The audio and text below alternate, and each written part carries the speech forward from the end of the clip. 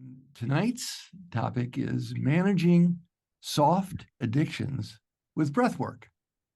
I have a couple of propositions I'd like to start with to kind of prime the pump as to what work we're going to be doing tonight together.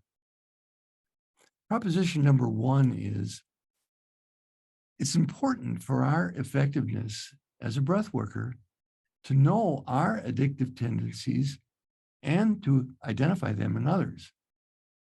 Addictions, by definition, are substitutes for what serves us in leading a full and purposeful life. People come to us to use breath work to open themselves to the experience of joy and fulfillment directly in their bodies. Proposition number two is that shame and guilt can prevent us from accepting or dealing effectively with addictive habits that are programmed into our system.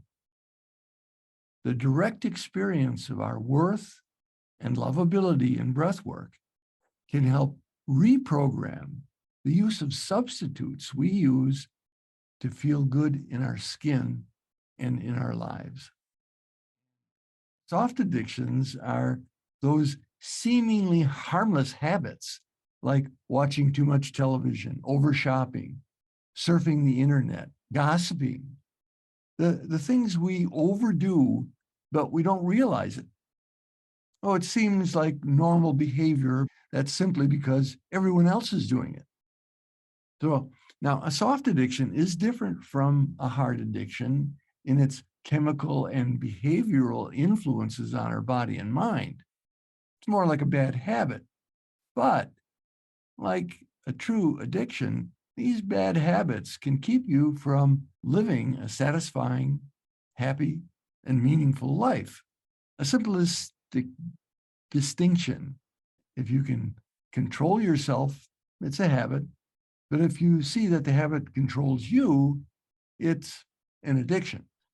Addiction adversely affects the power to think, make decisions, and also affects behavioral priorities and patterns. There's an element of conscious choice in a habit. However, that can get pretty thin for us when we repeat it over and over.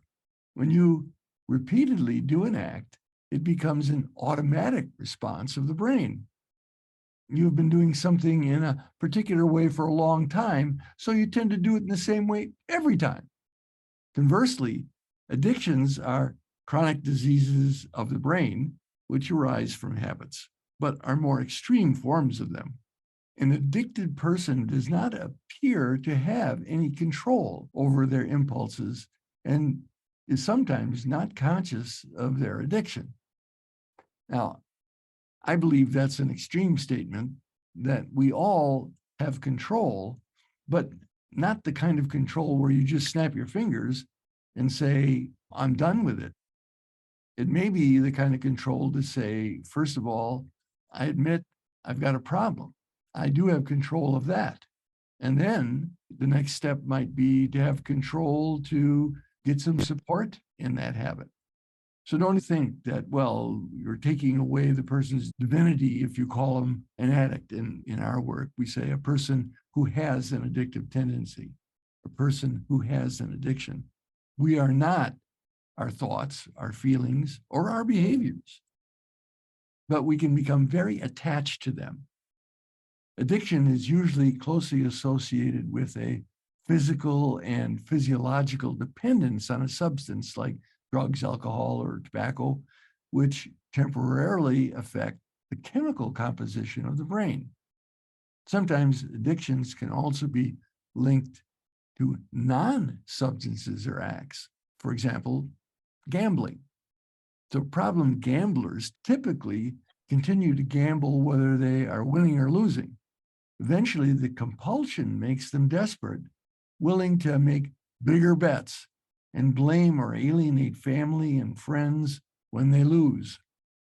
The effects of compulsive gambling are felt throughout the family and can affect the gambler's personal relationships, career, and life. Many problem gamblers gamble as a way of zoning out from life and other people. They suggest that they are most comfortable when they are alone. Breathwork can help them come back to presence in their body. And that's the first thing in using breathwork. Step one, let's get back in your body and deal with the fears driving them to, quotes, get lucky rather than get real. Internet addicts develop a dependency for online friends and activities.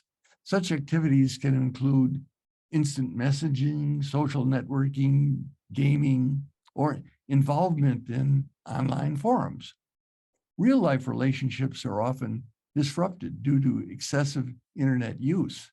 Internet addictions typically spend more time in solitary seclusion and less time with real people in their lives. They also experience feelings of restlessness, moodiness, depression, and irritability when attempting to cut down on the use of the internet, and may even lie to friends and family about the frequency of their use. I don't know if this is a common experience, but I know if I've been on the internet or on the screen too long, I'm irritable and tense and So breathwork helps people tolerate and begin to enjoy their inner experience of their body in their life environment rather than in the virtual environment that keeps them in a mentally activated world. Shopping. People who shop till they drop and run their credit cards up to the limit often have a shopping addiction. They believe that if they shop, they will feel better. Compulsive shopping and spending is similar to other addictive behaviors and can similarly affect relationships, careers, and life goals. In some cases, shopping addicts cannot pay their bills. And as a result, they may experience financial and other legal challenges. So breathwork helps people experience the joy of being given to and having enough internally, investing in themselves in a way that keeps on giving. Understanding when habits become addictions is part of having a proactive approach to maintaining good health. Knowing individual characteristics is vital to preventing addictions before they reveal themselves and is a good start to improving well-being. So we're going to have a chance to play with that in our lives right now. Is it a soft addiction or just a harmless habit? So we're going to look at these activities, avoidances, moods, and consumables. It's not like this is an exhaustive list. This is all there is, but it is suggestive because I'm going to invite you to add your own. You might look at this list and say, oh, well, no, I don't have any of those, but I'm not going to tell you what I do have. Well, you will only share what you want to share in our work together tonight. But suffice it to say, the more upfront you can be with yourself about what habits are, say, taking over portions of your life that you would rather have for other use, then the better it will be in making those changes. So is it a soft addiction or a harmless habit? So let's look, first of all, and just do kind of a mental inventory, or you can just take a little note to yourself, a scratch pad or something like that, just write down which of these activities for you cause a problem. Not every day necessarily, but are some things that you'd like to cut down on. Endlessly surfing the internet, shopping, watching too much TV, overworking. That hit my button. Overeating, or avoidances like procrastination. Well, how can that be an addiction? Well, that can become a pretty addictive habit of putting things off, being habitually late, or habitually avoiding commitments, living in clutter, oversleeping.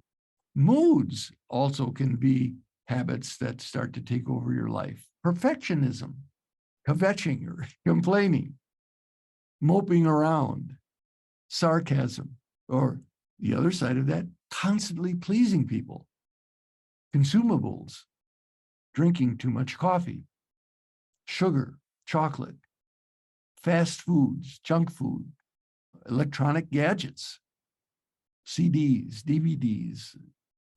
So here's a little quiz now that I'm going to suggest that we all take together. You're only going to share what you choose to, but the important person to share it with most of all is yourself. Number one, do you have a bad habit or mood that you resort to habitually? Or perhaps a better question is, what habit or mood do you have that you would like to change? You strongly agree or strongly disagree? No, I don't have anything that I would need to change at all. Well, you can be excused from the rest of the class then. Sign off, say, hey, I'm good. I don't see anyone signing off yet. Okay. So, would you be embarrassed to go on national television and brag about your habit? When asked, why do you do this behavior, do you justify or give reasons that might sound like excuses? Is a particular routine that you follow almost like a ritual for this behavior? Is it difficult to imagine life without it, or even just less of it? Do you want to change this behavior, resolve to do so, but then find yourself unable to keep your resolution? Do you feel scared or stubborn when someone suggests that you reduce this behavior? Have you increased the time you spend doing the activity, but you're even less satisfied than you used to be in doing it? Have you been teased, mocked, or criticized because you're wasting a great deal of your time on trivial pursuits? Now, this one I'm saying to myself and possibly to some others, one of the habits that I can get into is working. And oh, it's socially acceptable. I'm praised for it. Oh, Jim, you work so hard and you get so much accomplished. Ah, yes, thank you, thank you. But if I catch myself sneaking in work, some people like sneak going out for a smoke or a nap or something like that. No, I can sneak in work. I know you might find that hard to believe, but no, there's nothing wrong. I love the work I do, but I can go on tilt and I can do too much of it. And then it becomes an avoidance in my life rather than an enrichment of it. You may have things like that that aren't, quotes, trivial pursuits, and you get praised for helping people. Oh, I've got to roam the streets and find someone to help. Next, has someone close to you become annoyed or angry with you about the amount of time, money, and or energy you devote to a given activity? Have you canceled or turned down positive opportunities in order to indulge in an activity, substance, or mood? And has your particular activity, mood, or avoidance caused you to get in trouble on a job? And then finally, is this something that you'd be embarrassed about if others were to learn of it? Does it feel like a secret you're ashamed of? Now, I added something taught to me a long time ago by one of the addictions people working in our clinic. And I like it so much that I wanted to share it so we could all participate in the exercise.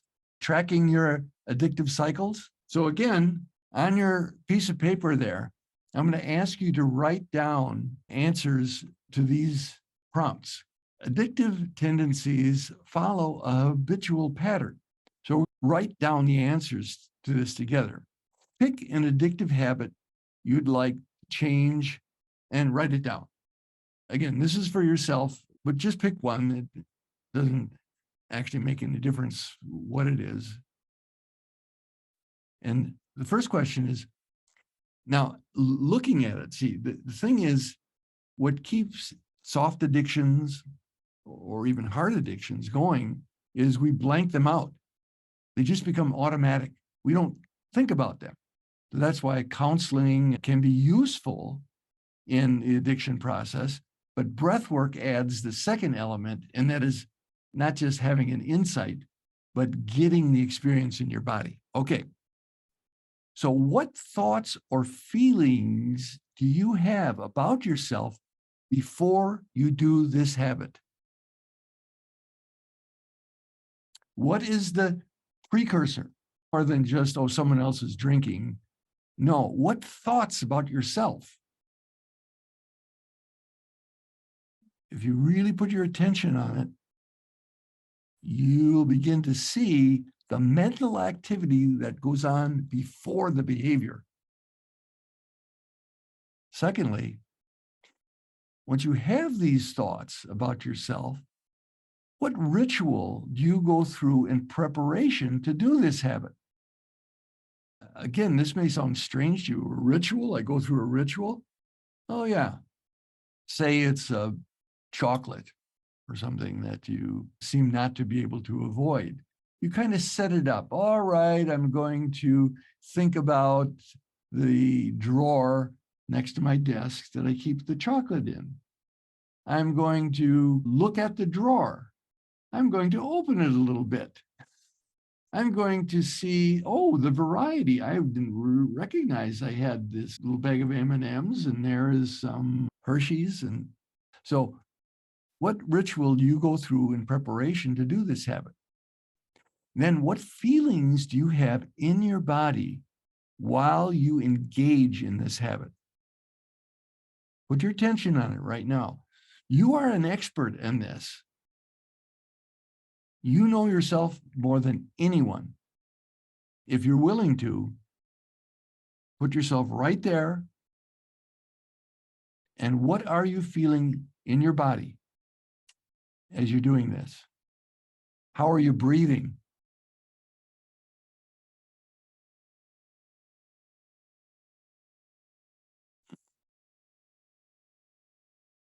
Okay.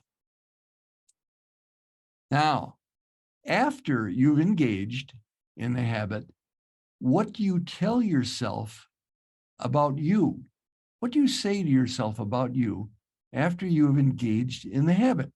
What do you mean? What do I say about me? I just say, that was good. No. Look a little deeper. What thoughts do you have about yourself after you've engaged in the habit? What thoughts do you have immediately? And then what thoughts start to creep in? Maybe 5-10 minutes later or later in the day. Next, what leads to your engaging in the habit again?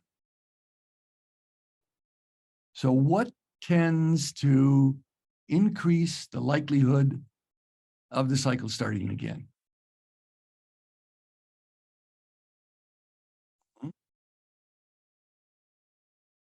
And then finally, this is what we're here in this class for. How might the use of breath assist you in any part of this cycle you would like to change? Write it down and just write into it. Your logical brain may think, no way, there's nothing. I just forget it. I'm just going to stop. That's it. I'm done. No, I don't know about you, but I didn't do this ahead of time. I mean, I wrote down ahead of time, but I didn't go through it as I just did right now with you. And I had answers for every one of them. So we're going to be going into breakout rooms to share the results of your self-inventories and how you believe breathwork can help you with the addictions that came up in my presentation. Now, Mike is going to put us all in breakout rooms. So you'll be able to share your responses to these questions as candidly as you are ready to, with a good measure of self-compassion in just a minute. This is not self-flagellation time. This is, we joined a healing community. We're in good company here. We can talk about ourselves and expect a fair measure of acceptance. Okay. The most important element in this exercise is completing the statement, how I believe breath work can help me and my clients in coming to more direct fulfillment in the face of addictive tendencies is. Another pertinent statement you may use is, what I think I've been denying myself with addictive habits is, because again, by definition, addiction means a substitute for the real McCoy. It's the substitute for having genuine fulfillment. And how I can use breath work to have more of what is truly fulfilling to me is. So it's the spirit of what you share, not the details, that inspires all of us. So this is part of being a breath worker, sharing your self-awareness and owning it. The sharing is just magnificent tonight. I'm having one of those experiences where it feels like each person has been a messenger sent to me for my 1,000-piece jigsaw puzzle. You've been putting them in place, because if I keep tracking and I keep going back to what's the core of why I would want to overwork, what is the basic feeling down there that would make me think that getting something done and accomplishing something and checking something off would now make me feel better? Well, obviously, there's something saying I'm not feeling okay the way I am. Life isn't the way it should be. The breath is that direct connection to the perfection of what is right now. Breath takes me to that place of I'm enough, and I'm actually enjoying who I am and where I am and what's going on around me right now. And you know what? That's the truth. I can't think of a better place or a better company to be in than right here. So I propose that we conclude together with just taking a few moments of breathing and enjoying whatever sense of perfection you have within you and amongst us as our special treat in ending our session tonight.